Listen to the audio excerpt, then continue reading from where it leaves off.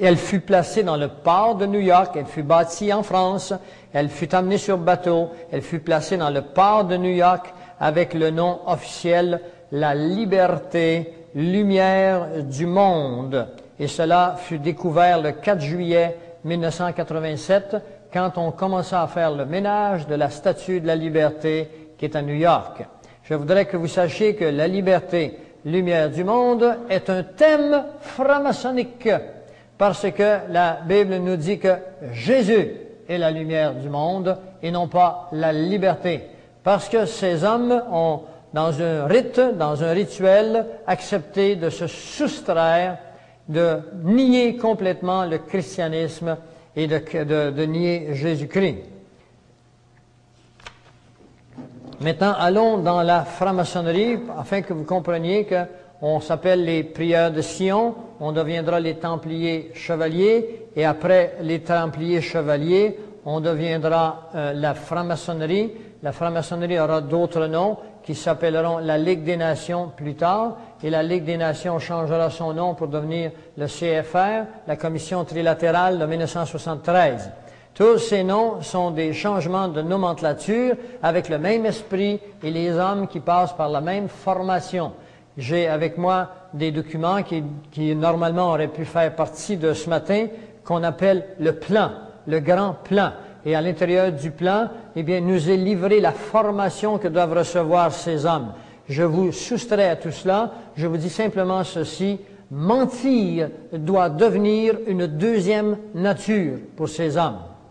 Le mensonge est l'outil le plus important de ces hommes. Il faudrait que vous compreniez que ces hommes, la plupart de nos grands politiciens qui prennent les décisions sont membres de ces organisations. La franc-maçonnerie, l'institution maçonnique, doit son existence à une confrérie de maçons constructeurs qui voyageaient en Europe dès le 8e siècle. Dès le 8e siècle, ils se partageaient des secrets qui étaient reliés à leur métier.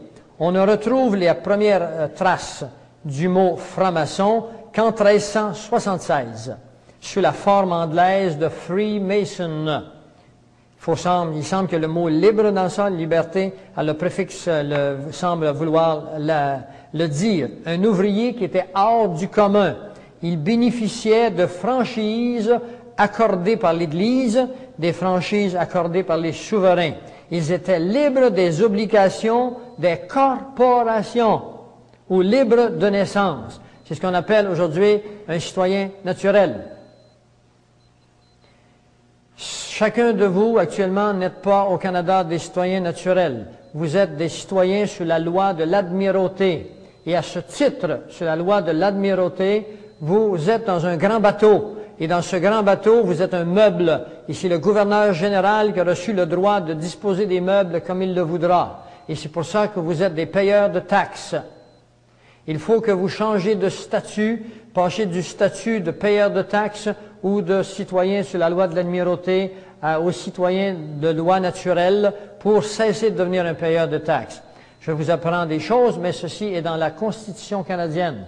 Et cela a été réglé par des gens qui ont fait la Constitution canadienne et qui savaient ces choses, ils ont prévu une plus grande liberté. C'est pour ça que le Canada et l'Amérique du Nord étaient des pays bénis de Dieu, qui nous ont été enlevés depuis 1913 à cause de l'arrivée en masse des lois maçonniques et de la maçonnerie internationale. C'est en Bretagne, en Grande-Bretagne, surtout en Écosse, que l'on trouve au début du XVIIe siècle les premières traces de la franc-maçonnerie moderne, soit la transition entre une maçonnerie de métier, écoutez là, transition d'une maçonnerie de métier à une maçonnerie de pensée. En 1702, la loge londonienne Saint-Paul édictait que, entre parenthèses, les privilèges de la maçonnerie ne sont plus désormais réservés seulement aux ouvriers constructeurs, mais ils seront étendus aux personnes de tous les États qui voudront y prendre part. Vous pouvez y prendre part. Sans qu'il y a un chemin à suivre. Commence alors l'histoire de la maçonnerie moderne qu'on appelle la maçonnerie symbolique. Le 24 juin 1717, le jour de la Saint-Jean, les membres de les 4 loges londoniennes se réunissent et ils forment la Grande Loge de Londres, qui est la première fédération des loges maçonniques. En 1723, on publiera à Londres « The Constitution of Freemasons », l'implantation par les Anglais des loges maçonniques en France, arrive vers 1725. En 1738, la première obédience française, qu'on appelle Fédération des loges, voit le jour. C'est la Grande Loge de France. En 1773, apparaît une autre obédience qu'on appelle le Grand Orient de France. Si jamais j'entendais parler du Grand Orient de France, c'est une loge maçonnique. La loge de Londres se proclame la Grande Loge d'Angleterre. Et c'est elle qui compte alors des loges à travers tout le pays, en Angleterre. Et même dans ses colonies. Le Canada est une colonie Angleterre, les États-Unis, la Nouvelle-Zélande et l'Australie. Les Anglais vont l'exporter jusqu'en Turquie, en Chine, au Nicaragua, en Europe, c'est la contagion dans les Pays-Bas, en Autriche, au Luxembourg, en Hollande, en Allemagne, en Hongrie, la Roumanie, la Bulgarie, la Grèce, la Suisse, les pays scandinaves, la Russie, l'Europe méridionale et le Portugal. Autrement dit, la franc-maçonnerie est partout, dans tous les gouvernements mondiaux. Et quand vous comprendrez leurs objectifs, vous verrez dans un instant que vous comprendrez ce que c'est que la franc-maçonnerie. Je dois terminer la franc-maçonnerie avant d'aller à la pause. La franc-maçonnerie compte différents rituels. Au nombre des rites d'usage d'aujourd'hui, on trouve le rite écossais le plus accepté. Alors, le rite maçonnique écossais est le plus accepté au monde et contient entre 5 à 6 millions de personnes. Il est né en France au début du 18e siècle. Le rite écossais rectifié remonte au 18e siècle. Il y en a d'autres, je les passe parce que nous sommes trop en retard. Vous n'aviez qu'à arriver avant. Publiquement, cette société se veut une organisation philanthropique. Vous n'avez pas entendu, là, vous avez ri. Je peux faire des faces, mais je ne suis pas obligé de rire. Publiquement, écoutez bien, publiquement, cette société se veut une société philanthropique. Messieurs, dames, il faut que vous vous déshabilliez de votre naïveté. Nous sommes naturellement naïfs. Si quelqu'un nous dit qu'il travaille au nom du bien, on donne son sang. Soyez sur vos gardes. C'est-à-dire qu'ils étaient axés sur les bonnes œuvres et ils prônent des valeurs justes et des valeurs morales. Mais dans les faits, il en est tout autrement.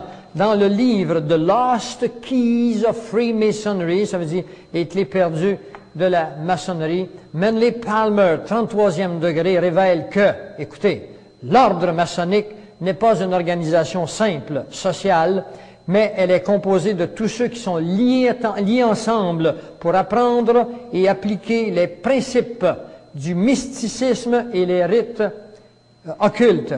Les francs-maçons sont des druides. Oh là là!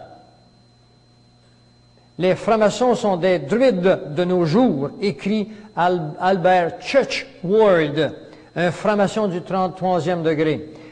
Hutchinson nous dit que la franc-maçonnerie a emprunté plus de cérémonies des druides qu'elle en a pris ailleurs. Ben oui, mais ça ne vous dit rien si vous ne savez pas ce qu'est un druide. Eh bien, les druides, c'était des prêtres occultes qui adoraient plusieurs dieux, qui pratiquaient l'astrologie et qui offraient des sacrifices humains. Et là, vous allez commencer à comprendre que les guerres ont été instituées par ces grands prêtres dans le but de faire couler beaucoup de sang pour rendre hommage à leur Dieu. Le vrai visage de la maçonnerie n'est révélé qu'aux initiés du très haut niveau. Les francs-maçons du 20e degré ne connaissent rien de tout ça. C'est une farce monumentale. C'est des cours de sociologie, de protection entre eux, jusqu'au 30e degré. Au 30e degré, l'initiation doit se faire en reniant Jésus, en reniant la Bible et en donnant sa vie à Lucifer. Le vrai visage de la maçonnerie n'est révélé qu'aux initiés. William Hurst, un haut dignitaire des loges, écrit ceci, l'initiation maçonnique. Pour ceux qui désirent simplement une organisation sociale, un peu de cérémonie pittoresque, ben, c'est une bonne occasion pour eux. Mais la maçonnerie ne sera jamais plus qu'une formalité pour eux, parce que comme elle a toujours été pour beaucoup de gens. Et eux-mêmes resteront toujours, on parle des maçons qui précèdent le 30e degré, resteront toujours dans l'ignorance de la signification et de son but et de ses grandes possibilités. Albert Pike, dans son livre Morale et dogme, des anciens rythmes rituels écossais, écrit en page 819, « Une partie des symboles y sont divulgués à l'initié, mais ce dernier est intentionnellement induit en erreur. On ne veut pas qu'ils comprennent. Ils ne sont pas encore assez engagés, ils n'ont pas fait l'épreuve. Leur vraie explication est réservée aux adeptes et aux princes de la maçonnerie. Il nous dit ceci dans ce livre qui fut préparé pour le Conseil suprême des États-Unis. La Bible, dit-il, avec toutes les allégories qu'elle contient, la Bible n'a aucune allégorie, n'exprime que d'une manière incomplète et voilée, disent-ils, la science religieuse des Hébreux. La vraie philosophie secrète et traditionnelle ne fut écrite que plus tard sous des voiles encore moins transparents. Ainsi naquit une seconde Bible inconnue des chrétiens, ou plutôt incomprise par eux. 3 points. Toutes les vraies religions dogmatiques sont issues, tombez pas dans l'erreur, disent-ils, de la Kabbale, et elles y retournent.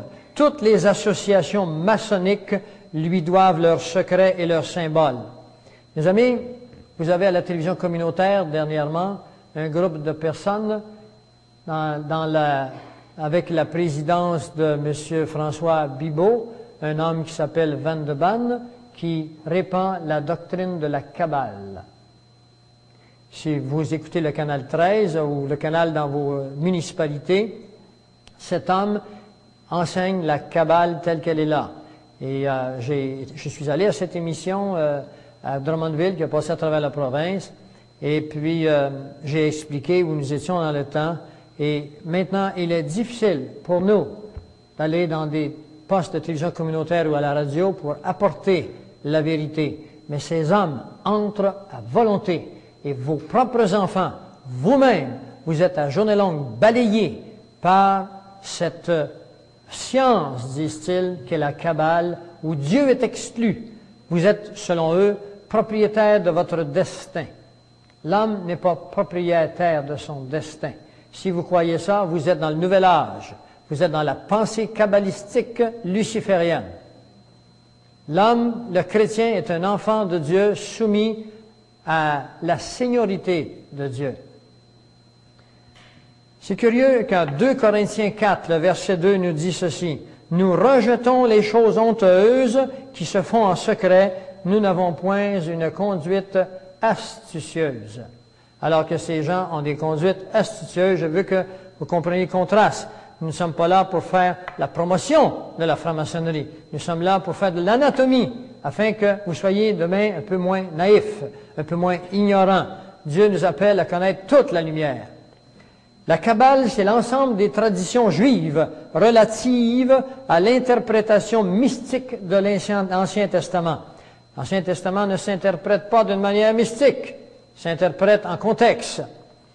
Il est des plus anciens systèmes philosophiques occidentaux. Il est la fondation sur laquelle vous trouverez l'astrologie, le tarot, l'alchimie, la numérologie, la mythologie, la magie. C'est une science occulte qui prétend mettre ses adeptes en communication avec le monde des esprits. C'est du quotidien de nos jours de voir les gens qui font appel aux esprits. Je voudrais que vous sachiez que c'est de l'occultisme. Et c'est anti-biblique, c'est anti-chrétien. Si vous vous livrez à ces choses, vous êtes en abomination devant la parole de Dieu, devant Dieu. Vous le trouverez dans le Deutéronome 18.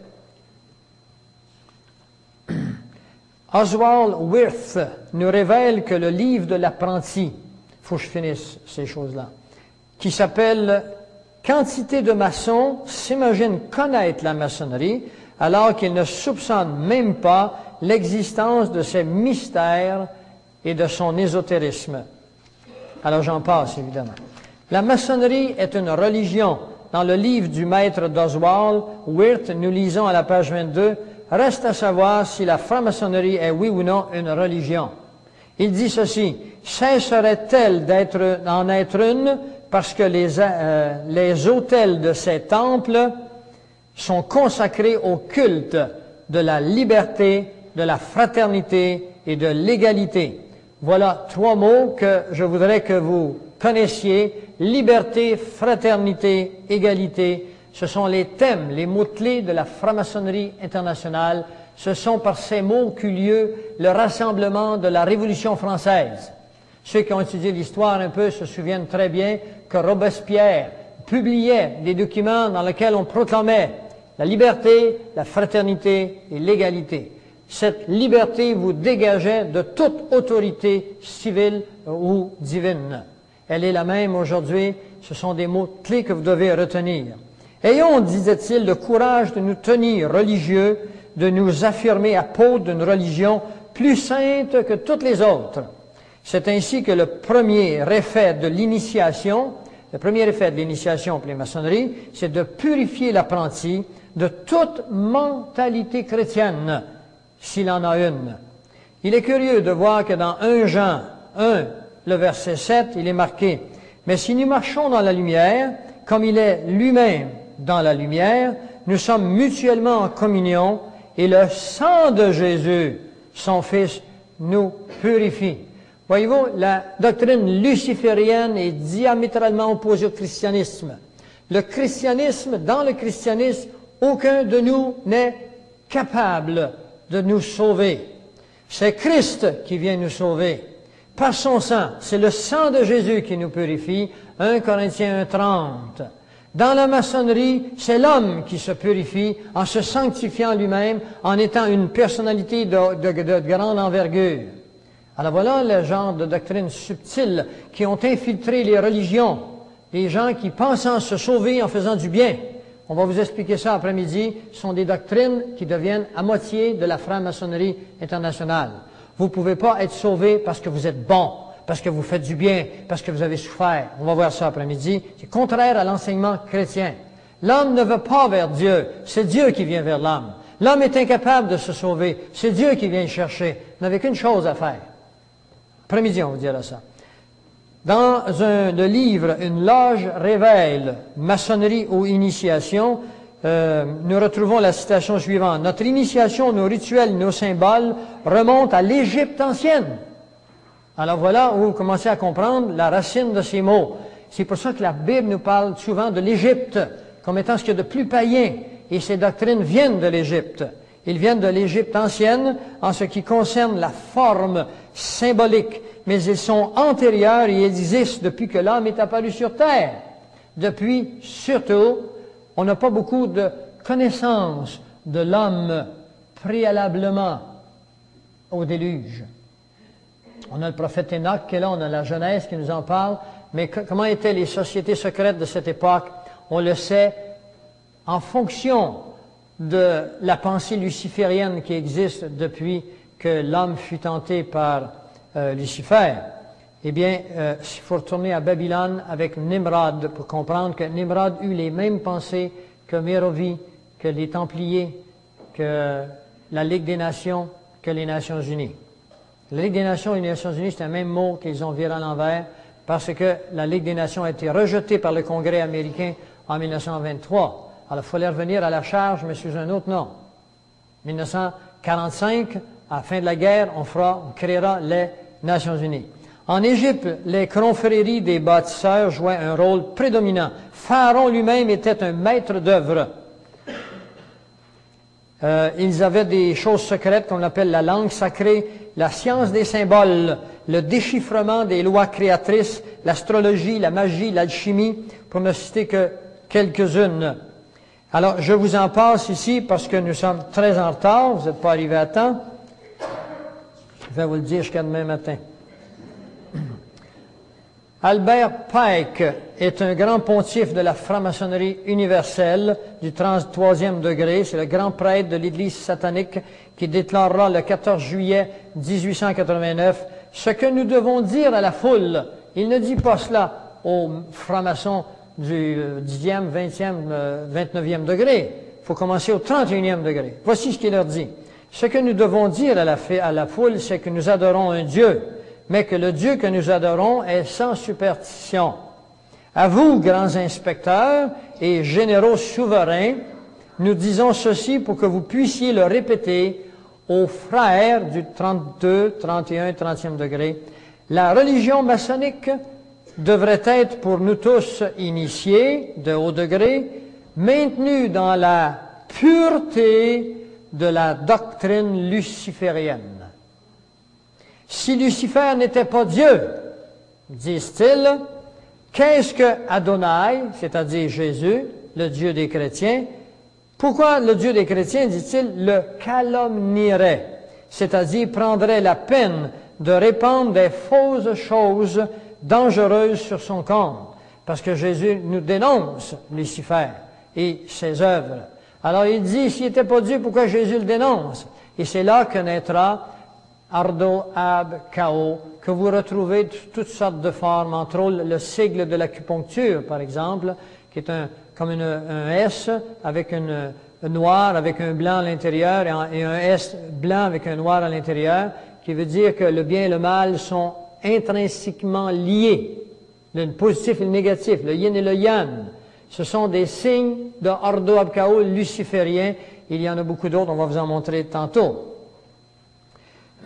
Alors, il dit, cette déclaration fut faite à l'époque au 23 suprême Conseil du monde. Dans 1 Jean, au verset 1, il dit, au commencement était la parole était avec Dieu. Puis dans 1 Jean 14, et la parole a été faite chair, elle a habité parmi nous, pleine de vérité, pleine de grâce. Alors, il est question ici qu'il n'y a pas de ténèbres en Dieu. Alors que croient que les ténèbres et la lumière sont intrinsèquement liés. Dieu et Lucifer sont eux-mêmes. Et c'est pour ça qu'un des grandes doctrines du mouvement luciférien, c'est celui-ci, il en est en haut comme il en est en bas. Vous avez déjà entendu cette phrase-là? Ceci veut dire que Dieu et Lucifer sont mêlés, sont le même. Le grand Albert Pike, le général Albert Pike, considéré comme l'un des plus grands francs-maçons, a écrit le livre « Morale et dogme ». Jusqu'à récemment, ce livre était donné aux francs-maçons initiés. Dans un circulaire franc-maçon, il est écrit à propos de Pike, « Il n'y a pas d'homme plus pur et plus noble qui s'est tenu à l'autel de la franc-maçonnerie. Il fut le plus éminent maçon du monde. » Dans Romains 3, 23, il est marqué, « Tous sont péchés, sont pécheurs, tous sont pécheurs, et tous sont privés de la gloire de Dieu. » Ça veut dire qu'il n'y a pas un homme qui est arrivé au monde depuis Adam qui peut se dire pur. Tous les hommes ont hérité du péché d'Adam transmis dans vos germes génétiques, dans l'ADN. Et ceci fut découvert par des scientifiques russes qu'il y a dans les germes, dans la génétique de l'homme, quelque chose qu'ils ne comprennent pas, qui ne lui permet pas de vivre au-delà de X années, qui ne lui permet pas de tenir une ligne de conduite continue, qu'ils ne comprennent pas. Vous et moi, si vous êtes chrétiens, comprenez que c'est le fruit du premier péché. Alors cet homme se déclare pur, c'est exactement ce que Lucifer fit devant Dieu, et il se déclara pur. Et sa doctrine répandue maintenant chez les hommes qui mènent notre monde, et les a emmenés dans des initiations qui se croient pures. Et eux ne vous croient pas, vous, purs. Vous allez voir dans un instant, ils vont vous offrir comme sacrifice humain sur l'autel de leur doctrine à leur Dieu. Et ceci est préparé, et je vais vous expliquer ça cet après-midi. Cette conférence est composée d'éléments qui semblent disparates, mais c'est un casse-tête qui va prendre toute son entité dans la globalité. C'est pas pour rien que je le mets sur la place publique, que je risque ma vie pour le faire. Vous devez le savoir. Si vous ne le savez pas, vous serez des victimes.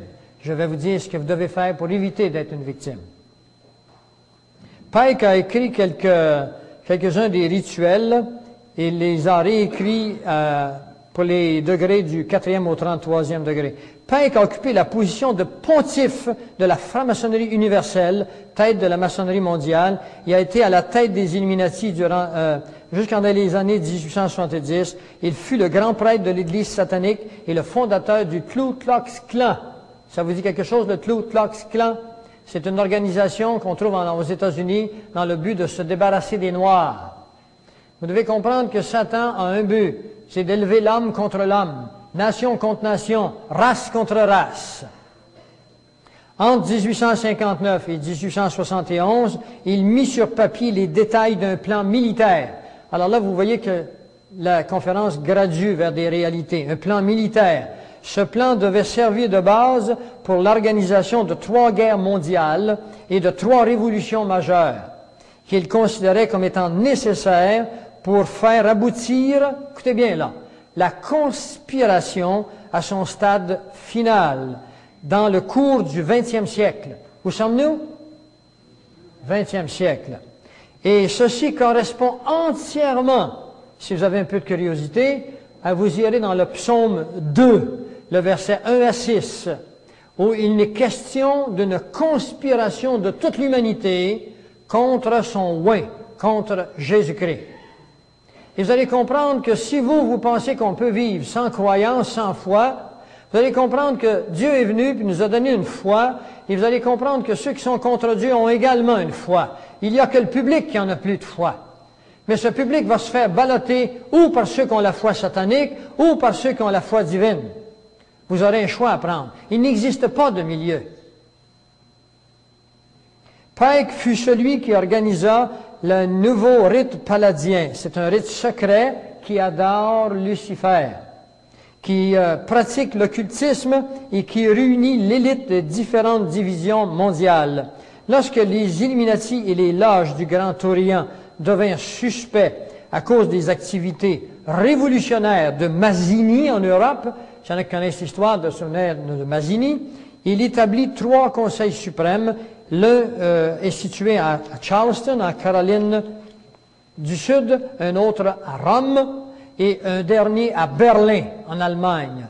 Par la suite, il fit établir par Mazzini 23 conseils suprêmes. Ces endroits furent des quartiers généraux, des points centraux secrets du mouvement révolutionnaire mondial depuis lors. Mais avant l'invention de la radio par Marconi, des scientifiques eux-mêmes, des Illuminati, avaient mis sur pied un tel système pour Pike et les chefs directeurs, qui faisaient partie du conseil, qui leur permettait de communiquer secrètement entre eux.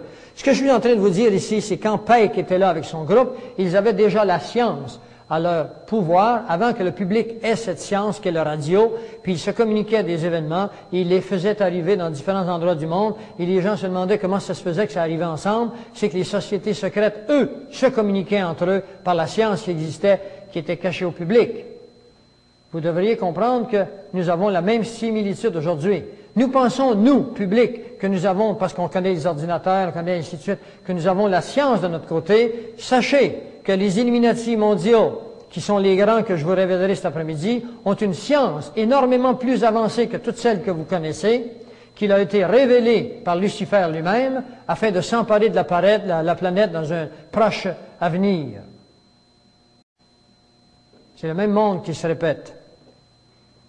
Ce fut la découverte de ces communications secrètes qui permirent à des officiers d'intelligence de comprendre les événements qui, en apparence, étaient sans lien entre eux, qui prenaient place en même temps. Le plan de Pike pour provoquer les guerres, les révolutions, était simple. Il requérait que le communisme, le nazisme, le sionisme politique, ainsi que d'autres mouvements internationaux, soient organisés et utilisés pour fomenter 3 guerres globales et 3 révolutions majeures.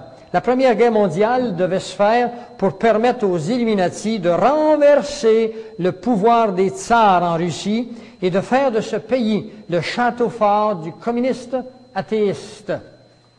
Les différences entre les Britanniques et les empires allemands furent mises en évidence et exagérées par, écoutez bien le nom, des agents espions qu'on appellera des agentures. Mettez ceci dans votre vocabulaire, des agentures. Les agentures des Illuminati qui sont partout aujourd'hui dans notre monde politique, afin d'être utilisées pour fomenter ces guerres. Une fois la guerre terminée, ordo ab chaos, le communisme devait être érigé en vue de détruire d'autres gouvernements et affaiblir le christianisme. La Deuxième Guerre mondiale, 39-45, pour sa part, devait se faire... Là, j'avais envie d'aller dans une chambre, dans mon ordinateur, pour vous parler de la Première Guerre mondiale, vous parler qu'est-ce qu'ils ont fait, les tsars de Russie, et ainsi de suite. Je pars. Si on est en retard, vous êtes arrivé en retard, on continue. La Deuxième Guerre mondiale devait, pour sa part, se faire à partir de l'exagération des différences qui existaient entre les fascistes et les sionistes politiques. Alors, on met beaucoup d'importance sur un mouvement plus que sur une autre, puis on crée ainsi des tensions, et quand les tensions sont prises, on crée un événement, on met le feu aux poudres, puis la guerre prend. Comme ça qu'on peut faire prendre des choses. Il y a des gens qui ont cette capacité, quand ils arrivent entre deux personnes qui normalement sont en paix, et un troisième arrive, et tout le monde se chicane. Ils ont cette capacité de mettre le feu aux poudres. Eh bien, il y a longtemps qu'ils savent ça, eux. Cette guerre devait se faire de telle sorte que le nazisme y serait détruit au profit de l'accroissement de la force politique sioniste. Ce qui, par conséquent, devait permettre à Pike, selon le plan de Pike, écrit dans la moitié du 19e siècle, l'établissement de l'État d'Israël en Palestine. Durant cette même guerre, le communisme international devait, de son côté, s'accroître de manière à devenir aussi fort que les nations chrétiennes réunies. Alors, ils l'ont essayé, ils l'ont fait pendant 70 ans avec Staline. Et cet après-midi, nous verrons avec un diagramme au tableau, nous verrons comment Staline était payé par les banquiers internationaux. Comment Adolf Hitler a reçu 5 ou 7 millions de dollars pour fomenter la Deuxième Guerre mondiale.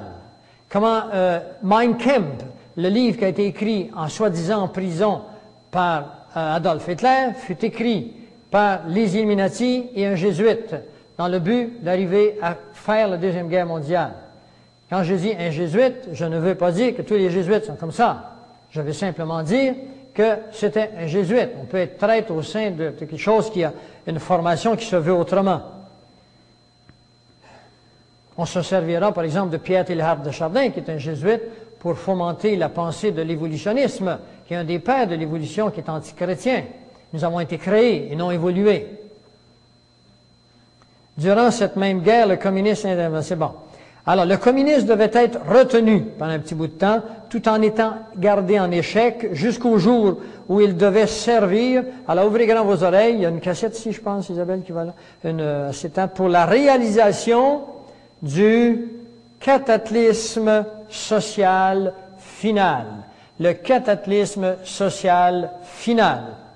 Et c'est un mot que je vais vous retenir. Le cataclysme social final. Mes amis, nous entrons à grands pas dans la troisième phase de Pike. Nous entrons bientôt dans un cataclysme social final. Mais ne vous en faites pas, n'ayez pas peur, j'ai une bonne nouvelle pour vous. Je ne suis pas ici que vous apporter de mauvaises nouvelles. Je vais vous dire comment vous soustraire au cataclysme social final.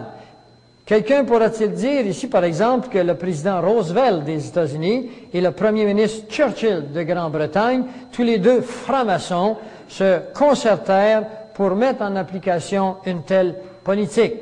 Peut-être que je l'oublierai cet après-midi, mais un mois avant que les Japonais attaquent Pearl Harbor en 1945, oui, sachez que Dwight Eisenhower connaissait que les Japonais allaient attaquer Pearl Harbor.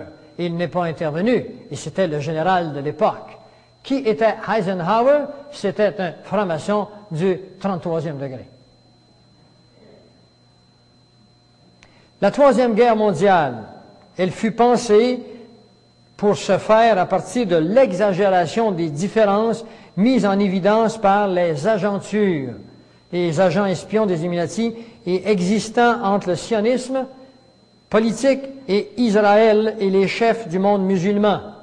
Oh là là! Si vous connaissez un peu les événements, vous devez bien savoir qu'Israël est sur le point de se faire attaquer de tous bords et de tous côtés par les factions musulmanes. Et ceci a été préparé par Pike il y a déjà plus d'un siècle. Leur plan suit une coordonnée bien précise. Pourquoi? Parce que leur plan n'est pas un plan d'homme, c'est un plan luciférien. Satan existe, mes amis, puis il est encore présent, même si les hommes meurent. Lui a un plan, puis il le transmet, son plan. Et les chefs musulmans, d'après les plans écrits en 1859 et 1861, cette guerre devait être dirigée de manière à ce que l'islam, le monde arabe, incluant le mahométisme, et le sionisme politique, incluant Israël, par conséquent les États-Unis, se détruiraient l'un et l'autre pendant qu'au même moment, les nations qui resteraient et divisées les uns contre l'autre, mais sur l'issue de cette guerre, seraient forcées de se battre entre elles jusqu'à un état complet d'épuisement moral, spirituel et économique. Nous allons voir cet après-midi comment la Bible, le prophète Daniel, nous révèle ces événements avec beaucoup de précision. Je vous montre le côté des sociétés secrètes qui ont programmé ces événements et je vous montre comment Dieu nous a dit qu'il le ferait et je vais vous montrer que Dieu va intervenir. Sinon, ce serait la fin de tout. Bon, alors j'en passe ici parce que le 15 août 1871, par exemple, Albert Pike confia à Mazzini qu'une fois que seraient terminées les 3 guerres mondiales, alors là, ouvrez vos oreilles, ceux qui aspirent à mettre sur pied une domination mondiale incontestée, gouvernement mondial dont je vous ai parlé tantôt, par les Nations Unies, provoqueront un des plus grands cataclysmes sociaux que le monde n'ait jamais connu. Que le monde n'ait jamais connu. Vous comprenez là? Domination mondiale incontestée. Matthieu 24, 21 nous dit « Car alors, la détresse sera si grande qu'il n'y en a point eu de pareil depuis le commencement du monde jusqu'à présent et qu'il n'y en aura jamais. » Quand la Bible nous dit des choses, c'est mieux d'y croire. Toutes les prophéties de la Bible se sont réalisées au jour. La Bible nous dit que nous en allons vers une détresse telle que l'humanité n'en a jamais connue. Les Illuminati ont mis sur pied, je viens de vous le lire tantôt, une domination mondiale incontestée, provoquant un cataclysme social tel que le monde n'en a jamais connu. C'est quasiment textuel. C'est pas Dieu qui le fait, c'est Dieu qui le sait à cause de son omniscience, qui nous le révèle, afin que vous soyez prêts. Mais la plupart d'entre vous connaissez ces choses, enfin un bon nombre. Ceux qui ne sont pas prêts, cet après-midi, je vais vous donner les armes pour être prêts. Et vous ferez ce que Matthieu nous dit. Quand vous verrez ces choses, levez la tête, parce que votre délivrance est à la porte. Et je vais vous montrer où on est rendu dans l'échelle du temps. Alors, pour renforcer ce qu'il avait avancé, il cita ses propres écrits. Et là, j'en passe. Il dira, par exemple, que la vraie lumière, faut que je vous le lise. Partout, les citoyens obligés de se défendre contre les minorités mondiales de révolutionnaires extermineront eux-mêmes ces destructeurs de civilisation. Par la suite, la multitude, ce qui restera sur la planète Terre, la multitude délusionnée avec la chrétienté. Ils sont désillusionnés de la chrétienté. Pourquoi seront-ils désillusionnés de la chrétienté? Parce que la chrétienté ne sera plus là. Et ce qui restera de la chrétienté seront désorganisés. Et dont les esprits déistes. Qu'est-ce qu'un esprit déiste? C'est un esprit qui cherche Dieu. Cherchez-vous à connaître ce que Dieu dit qu'il est, vous avez un esprit déiste, ce que j'espère. Laissez sans direction à partir de ce moment-là, parce que l'Évangile n'existera plus sur la planète de la Terre bientôt. L'Évangile de Jésus-Christ est appelé à disparaître prochainement. Et je vais vous le montrer cet après-midi. Ainsi que les gens qui professent la foi de l'Évangile. À ce moment-là, demeurant tout de même anxieux d'un idéal, sans pour autant savoir à qui exprimer leur adoration. Alors, les gens qui restent, ils n'ont pas accepté Jésus dans leur vie au préalable, ils restent sur la planète Terre, ils ont été tués par ceci ou cela. Là, ils cherchent Dieu, ils cherchent qui adorer, où aller, ils ne trouvent pas. Alors, voici ce qu'ils ont préparé. Ils ont préparé, il dit, ils recevront alors la vraie lumière à travers la manifestation universelle de la pure doctrine de Lucifer. Bientôt, vous n'entendrez plus parler du christianisme et c'est la domination luciférienne qui va exister sur la planète Terre pendant 3 ans et demi. Je vous expliquerai ça cet après-midi. Cette pure doctrine de Lucifer apportée à la vue de tous est une manifestation, disent-ils, qui résultera finalement du mouvement réactionnaire général, qui suivra la destruction du christianisme et de l'athéisme. Écoutez là, non seulement le christianisme est détruit, mais l'athéisme également est détruit. C'est-à-dire que si vous êtes un non-croyant actuellement, vous ne pourrez pas, durant ces périodes, demeurer un non-croyant. Vous allez être obligé de prêter serment d'allégeance à Lucifer par l'intermédiaire d'un système électronique qui est déjà en place. Si vous pensez que ce système est à venir, alors là, vous vous trompez. Le système dont je parle ici est complètement en place. Ils attendent le jour J. Alors, les deux conquis et l'athéiste, les deux conquis et exterminés en même temps. Alors, l'athéiste sera exterminé, tout le monde devra croire, mais pas nécessairement à la religion, à la foi chrétienne, mais à la foi luciférienne. On en passe, et maintenant, il faut aller un petit peu aux Illuminati, et ensuite on va aux symboles. Que sont les Illuminati? Adam Weishaupt, c'est un franc-maçon, c'est un professeur spécialisé dans l'enseignement de droit canonique, avait reçu le christianisme pour embraser l'idéologie luciférienne pendant qu'il enseignait à l'université de Ingolstadt en Bavière dans les années 70. En 70, écoutez ce qu'on va faire, on va prendre 10 minutes maintenant, et puis on va continuer ça juste après.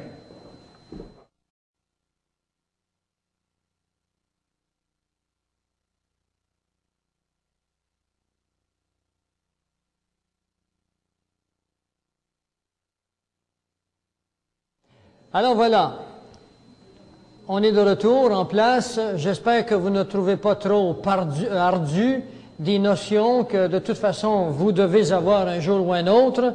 Nous n'avons pas un Dieu de ténèbres, c'est un Dieu de pleine lumière. Il nous a dit dans le Deutéronome 29 que ce qui est vraiment caché, c'est à l'Éternel, c'est-à-dire on n'a pas besoin de le savoir, mais il y a des choses que vous devez savoir et je vous les donnerai par vos prophètes. Dans Amos 3:7, Dieu nous dit « Je ne ferai rien sans l'avoir révélé à mes prophètes ». Autrement dit, ce que Dieu est en train de nous dire, tout ce qui va arriver, je vous le dirai afin que vous ne soyez pas à l'improviste, que vous ne soyez pas dans les ténèbres. Mais quand il dit « je vous le dirai », il s'adresse à deux classes d'individus. Il s'adresse à son peuple physique, parce que son peuple physique ne pourra pas dire à Dieu que Dieu ne leur avait pas dit. Dieu nous a dit toutes choses. Et deuxièmement, il s'adresse à l'Église, son Église, l'Église de Jésus-Christ. Il ne s'adresse donc pas aux païens, puisque les païens ont décidé de rejeter sa parole. Les païens, c'est toute personne qui ignore la présence de Dieu dans sa vie. Vous savez, il y a des gens qui ne sont pas nés de nouveau, mais qui cherchent. Alors, ce sont des gens qui sont attirés par l'Esprit Saint. Alors, donnez-leur de la nourriture, parce que ces gens-là sont appelés. Mais un jour ou l'autre, ils entendront la voix de Dieu, parce qu'il dit « Mes brebis entendent ma voix ». Et cela n'est pas du déterminisme. Alors, je voudrais maintenant vous dire qu'il y a sur la table en avant ici une bonne vingtaine de livres, je pense bien, plus que ça. Et ces livres-là, ce sont des documents que j'utilise. C'est une partie des livres que j'ai qui sont uniquement sur l'eschatologie, sur d'autres doctrines, les doctrines de la grâce, doctrines du salut. Il n'y a aucun livre là. Ici, c'est entièrement sur l'eschatologie, c'est-à-dire les événements à venir. Et vous allez voir toutes sortes de choses ici. Vous allez voir même les UFO, les soucoupes volantes, parce que la Bible nous parle des soucoupes volantes, et nous allons en parler un petit peu aujourd'hui. La Bible nous parle de la guerre atomique. Les cieux seront embrasés, les éléments seront embrasés. Et puis, finalement, je voudrais vous dire qu'un chrétien, c'est pas quelqu'un dans son coin qui s'ennuie. Un chrétien, c'est quelqu'un qui est plus conscient que la plupart des gens sur ce qui va venir, sur ce qu'il est, où il va, comment il doit le faire, quel est son comportement. Et puis, nous vous invitons à vous procurer les cassettes que nous avons faites. Si nous n'avons plus, donnez-nous vos noms, vous pourrez les avoir. Il y a une cassette qui s'appelle « La Bible, la foi et le salut ».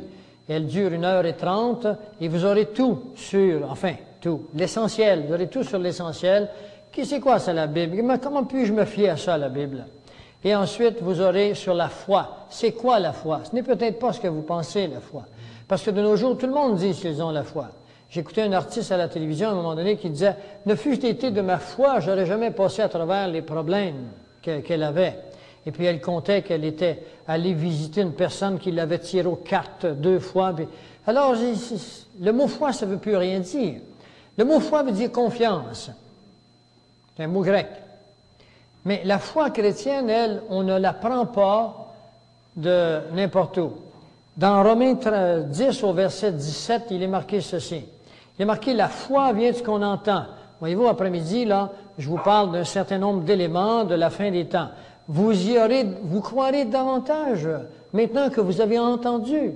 Si vous entendez parler du nouvel âge, vous aurez foi au nouvel âge. C'est un principe de pédagogie. La foi vient de ce qu'on entend. Autrement dit, si tu n'as pas d'oreilles, tu vas à l'école, tu ne comprends rien. C'est ça que ça veut dire. Ça prend au moins des oreilles. Ou encore, si vous êtes sourd, bien, ça prend au moins une capacité avec du bright là, pour pouvoir lire. Eh bien, la foi chrétienne, nous dit la parole, elle vient de la parole de Dieu. Alors ça, c'est dans Romains 10, le verset 17. La foi vient de ce qu'on entend et ce qu'on entend vient de la parole de Dieu. Alors mettez votre foi uniquement, entièrement et totalement dans la parole de Dieu. Parce que Dieu nous dit bien que la parole de Dieu a été prouvée.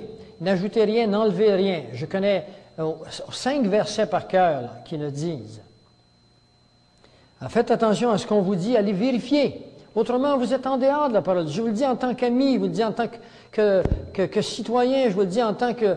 je ne sais pas, moi, je veux partager avec vous la parole de Dieu. Ça fait des années que je suis dedans, moi, puis j'ai encore l'impression que je ne connais rien. Je voudrais partager avec vous maintenant 10 versets cet après-midi qui ont affaire avec l'eschatologie, c'est-à-dire avec la fin des temps.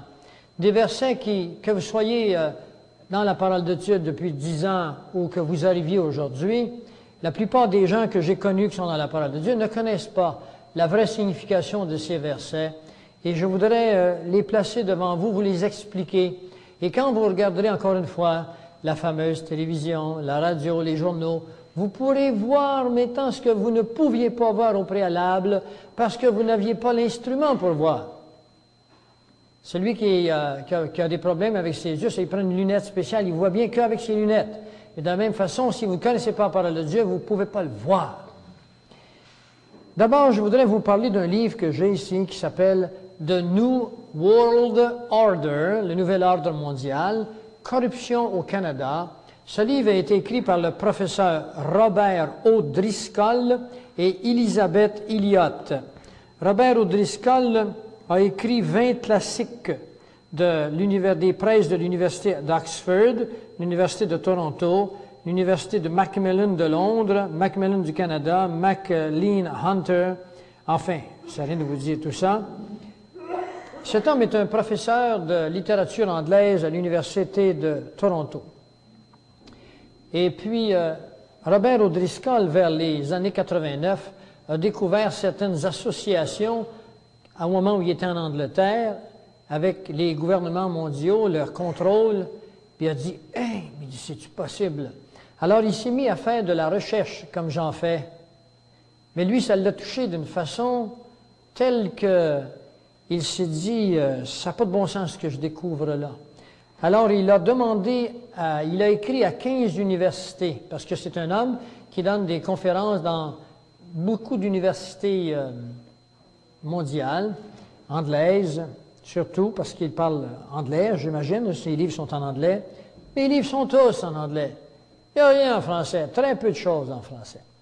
Je suis allé en France l'année dernière, j'ai donné un petit cours sur l'eschatologie un après-midi, et puis les gens étaient là, comme s'ils n'avaient jamais entendu parler d'eschatologie. J'ai été renversé de voir l'ignorance qui existe sur l'eschatologie, même dans le monde évangélique chrétien. Je trouve que le Seigneur dit, quand vous verrez ces choses, levez la tête. Alors, il faut qu'on les regarde, ces choses, qu'on les voit. Et il dira à son peuple, il dit, vous êtes hypocrites. Il dit, vous savez, quand le soleil se couche, la couleur du soleil, qu'est-ce qu'il va faire comme température demain? Et vous ne voulez pas savoir quand est-ce que les choses vont arriver. Alors, je ne vous traite pas d'hypocrite, moi. Je vous dis simplement que le Seigneur vous invite à connaître les événements parce que nous sommes appelés connaître la lumière totale. Nous sommes des enfants de la lumière si vous êtes croyants, et non pas dans les ténèbres. Mais souvenez-vous de ceci, la lumière, lui, dans les ténèbres, et les ténèbres ne l'ont pas reconnu.